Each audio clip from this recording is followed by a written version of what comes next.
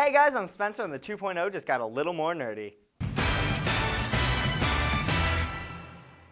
So last semester I took a creative writing class, and on the board one day there were a whole bunch of insults, and we had to range them from what we'd like to be called most to what we'd like to call least. And nerd was on there. I put that at the top of my list because I consider it a compliment, but I ask you, Internet, what is a nerd? One of the two theories on the word's origin was in the 1940s it was drunk spelled backwards. I'm not sure how drunks figured that out though. They say spelling it backwards would mean that someone instead of partying would choose studying as their preference. The other theory is a modern version of nut or nert, which means stupid or crazy. Like, I get crazy, but come on. Alright, throw on your greaser gear because we're going into the 1950s. Woo! I think I kind of looked like Ferris Bueller.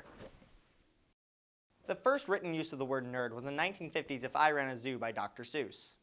And then just to show them, I'll sail to Catrue and bring back an it-cutch, a preep and a prue, a nurgle, a nerd, and a sursucker too. Even though it didn't really have a meaning, well, as much of the meaning as a wocket or a truffle-a-tree, it was made very clear it was a different species, so if someone was called a nerd, it would be very clear that they were being isolated from the group and not one of us. In 1951, Newsweek said that nerds started to be used by teenagers. Phew, I thought I was the only teenager who read Dr. Seuss. The word nerd gained its popularity throughout the 60s, but it cemented itself in pop culture when it showed up constantly on the TV show Happy Days. When did it stop being an insult?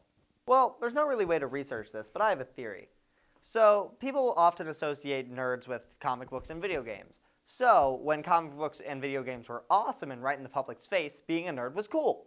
It used to not be cool to play video games, but now with franchises like Halo and Call of Duty, more than 1.2 billion people worldwide play them. Same thing with comic book movies. Writer and director Jon Schnepp said he used to get beat up for reading comics, but since the year 2000 there have been 40 major comic book movies, and in the next 6 years alone that number will almost double. I think Simon Pegg says it best. Being a geek, or a nerd, is all about being honest about what you enjoy and not being afraid to demonstrate that affection. Which in my opinion is the best definition. But that raises the question, can you be nerdy about sports? Is nerd still an insult? If not, when did it stop being one?